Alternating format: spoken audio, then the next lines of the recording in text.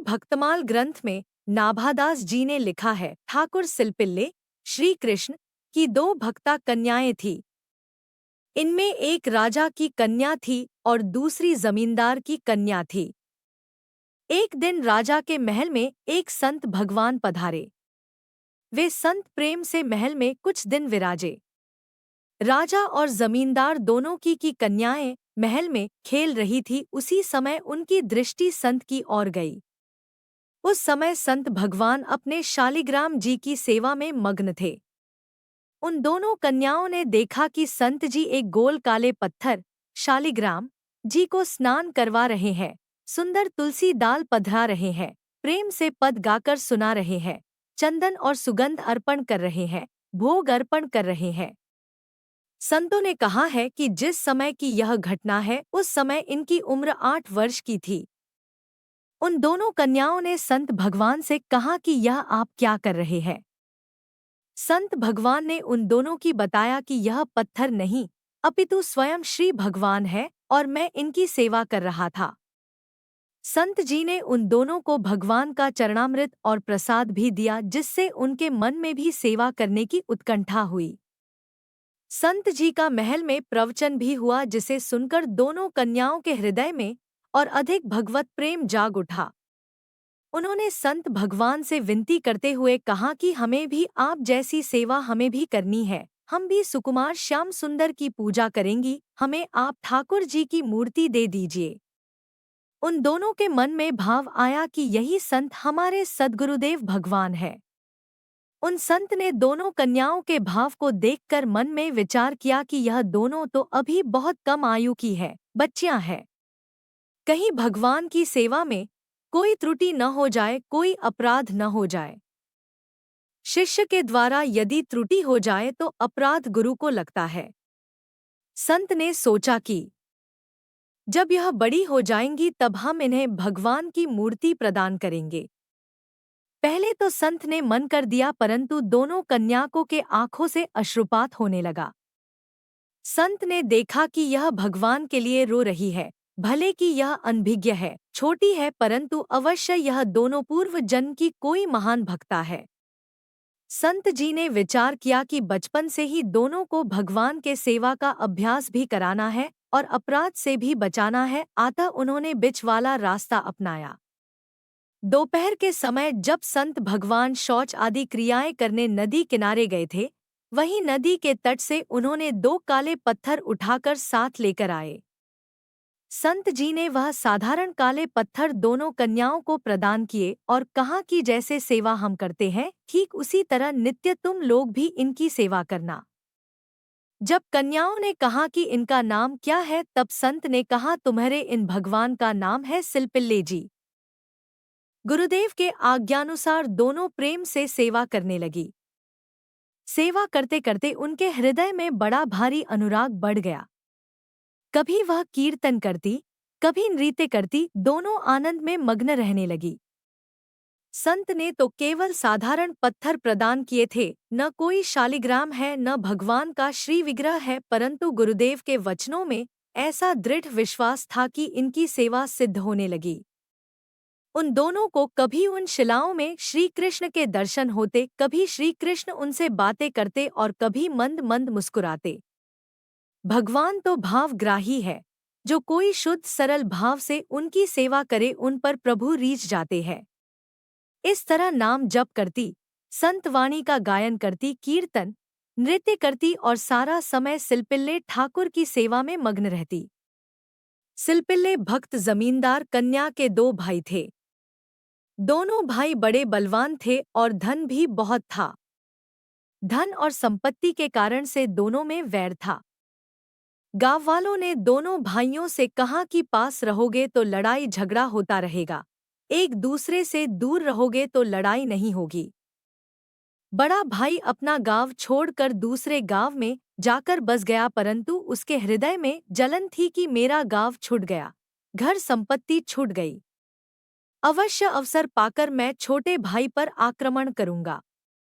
भक्त कन्या अपने छोटे भाई के साथ गांव में ही रहती थी और अपने सिलपिल्ले भगवान की सेवा में मग्न रहती थी। एक दिन बड़े भाई ने अपने कुछ बलवान साथियों को लेकर छोटे भाई पर रात्रि में आक्रमण कर दिया और बहुत सी संपत्ति लूट लिया। गांव के लोगों ने रोकने का प्रयत्न किया परंतु उन्हें भी इसके बलवान साथियों ने पीटा और लूटा। छोटे भाई के घर पर जब सामान लूटा गया उसमें सिलपिल्ले भगवान भी साथ चले गए।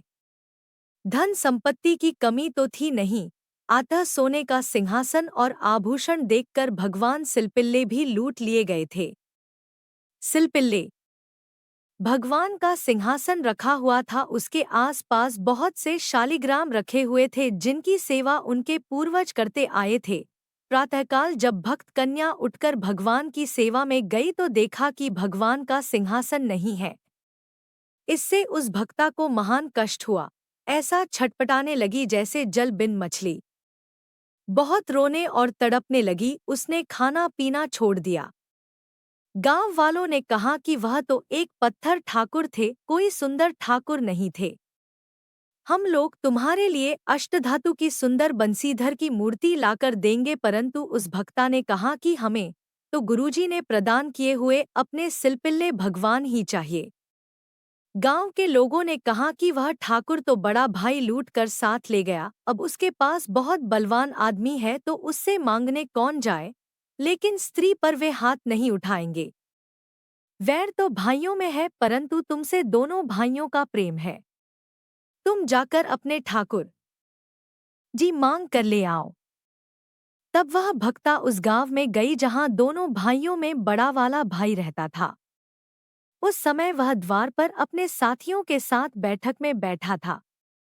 वह भक्ता कहने लगी कि भैया हमें और कुछ नहीं चाहिए, बस आपने जो सामान लूटा है उसमें मेरे ठाकुर जी भी आ गए। आप मेरे ठाकुर जी वापस कर दो।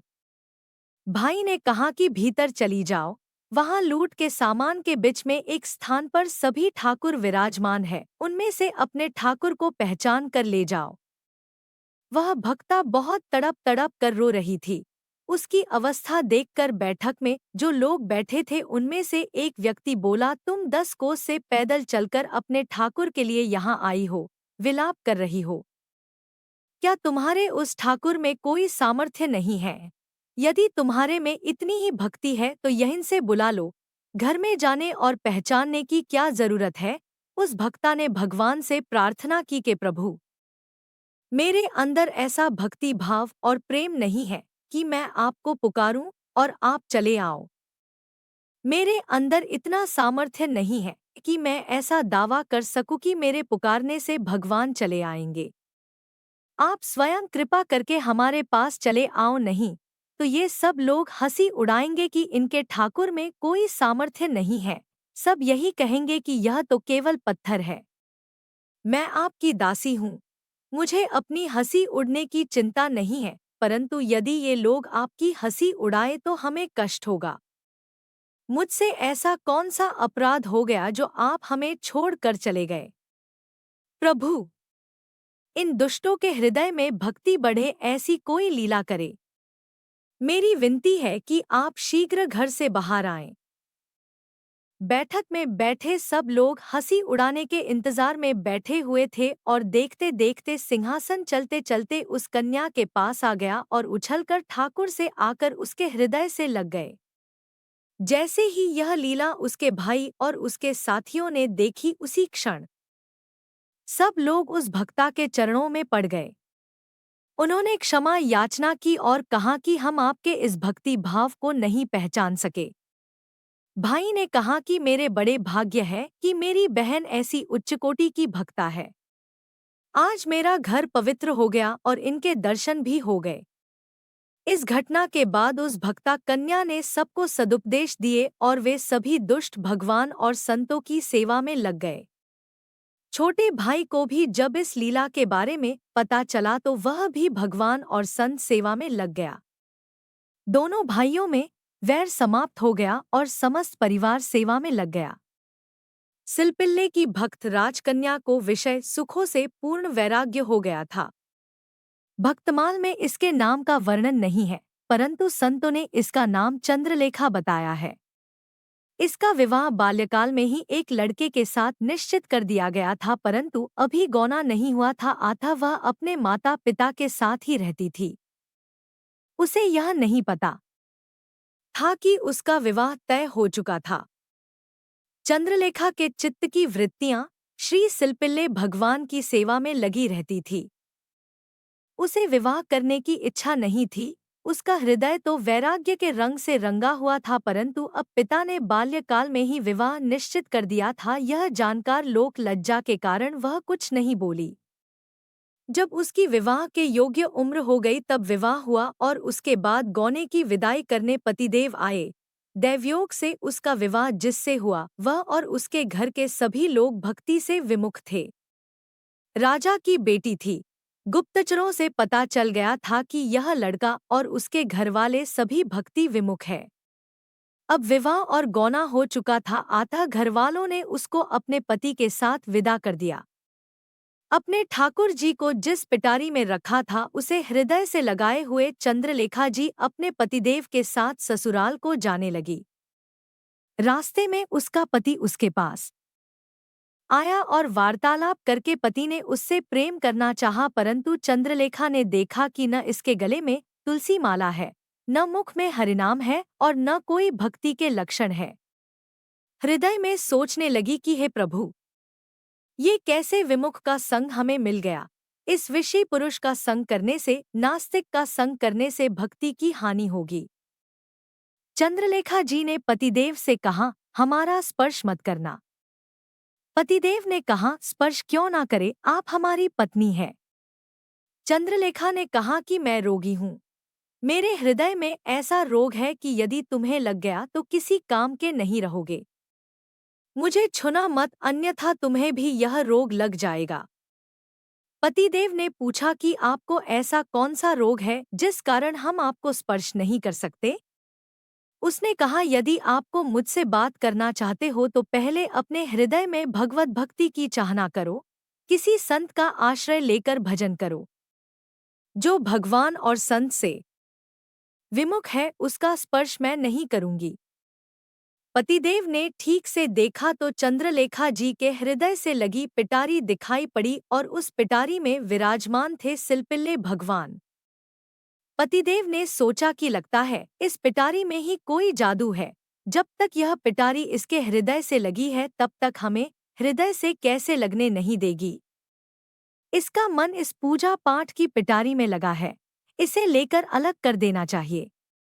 यात्रा के दौरान थकान के कारण चंद्रलेखा जी को कुछ देर निद्रा आ गई और अवसर पाकर पतिदेव ने उस पिटारी को चुराकर नदी में फेंक दिया।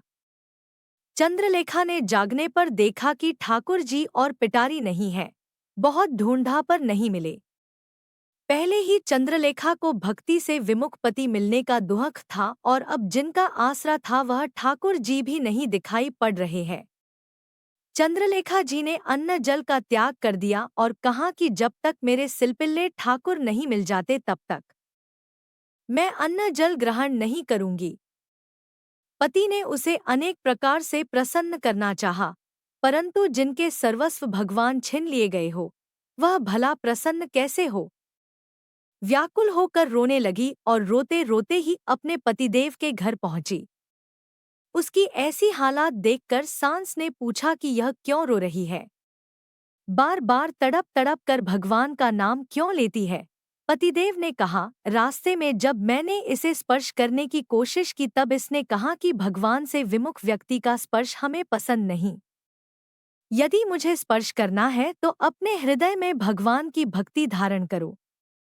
मैंने सोचा कि इसने जो भगवान की पिटारी अपने हृदय से लगा राखी है यही इस मुसीबत की जड़ है। मैंने अवसर पाकर पिटारी नदी में फेंक दी और सोचा कि अब मेरी पत्नी मुझसे प्रेमपूर्ण बातें करेगी, मुझे शरीर का स्पर्श करने देगी, परंतु हुआ इसके विरुद्ध। चंद्रलेखा की सांस ने कहा कि हम तुम्हारे लिए अच्छे नए ठाकुर बनवा देंगे, जैसे तुम्हें चाहिए वैसे बनवा देंगे, परंतु इसने कहा कि मुझे तो मेरे सिलपिल्ले ठाकुर ही चाहिए जिनकी सेवा मैं किया करती थी। सास ने बहुत समझाया और अपने हाथ से भोजन खिलाने लगी, पर खाने की क्या बात, उसे उन लोगों से बोलना भी अच्छा नहीं लग रहा था। चंद्रलेखा उच्च कोटि की भक्ता थी। उसने कभी भी अपनी सांस से नहीं कहा कि यह सब अनर्थ मेरे पतिदेव के कारण हुआ है। वह यही कहती थी कि मुझसे कोई अपराध हो गया होगा, इसीलिए प्रभु मुझे छोड़कर चले गए। जैसे राजा दशरथ ने कैकेयी को दोष नहीं दिया, उन्होंने यही कहा कि मेरे पूर्व के किसी पाप के कारण सीताराम जी से वियोग हुआ है, इसमें कैकेयी का कोई दोष नहीं। सच्चे भक्त की यही पहचान है। चंद्रलेखा की सांस ने सोचा कि इसने अन्न जल त्याग दिया है और यह यदि मर गई तो इसके घरवालों को हम क्या जवाब देंगे। घरवालों ने कहा, हम सब तेरे पांव पड़ते हैं, अब तू जो कहेगी वैसा ही हम करेंगे। चंद्रलेखा ने कहा, आप हमें वहीं लेकर चलो जहां पर मेरे प्राणप्यारे सिलपिल्ले भगवान को नदी में मेरे पतिदेव डाल आए। घरवाले चंद्रलेखा को लेकर नदी किनारे गए जहां जल में पिटारी फेंकी गई थी। पतिदेव ने कहा कि यही जगह है जहां उस पिटारी को हमने फेंक था। प्रभु का स्मरण आते ही उसे चक्कर सा आ गया और वह मूर्छित होकर भूमि पर गिर पड़ी। किसी तरह मूर्छा दूर होने पर उसके नेत्रों से अश्रुधारा बहने लगी और वह अत्यंत दुखित स्वर से अपने प्राणनाथ सिलपिल्ले भगवान को पुकारने लगी। भगवान श्याम सुंदर तो भक्तों के वश में रहते हैं। जैसे कामवश कामी व्यक्ति स्त्री की ओर खिंचा चला आता है, वैसे ही भक्तिवश भगवान भी चंद्रलेखा जी की ओर खींचे चले आए। भक्ता चंद्रलेखा की दीन पुकार सुनते ही सिलपिल्ले भगवान दौड़कर उसके हृदय से आ लगे। उनके साथ वह पिटारी भी आ गई। उस भक्ता के पतिदेव, सास और ससुर आदि सबने जब ऐसा चमत्कार देखा तो वे बड़े प्रभावित हुए। उस भक्ता ने अपनी भक्ति से उन सब भगवान से विमुख लोगों को भक्त बना दिया। वे सभी कहने लगे कि हम सबके भाग्य जग गए जो ऐसी बहू घर आई। वे सभी भगवान और संतों की सेवा में लग गए। इस तरह किसी भी प्रकार क्यों न हो, एक भक्त के संग से सारा परिवार भगवान की भक्ति में लग कर तर गया।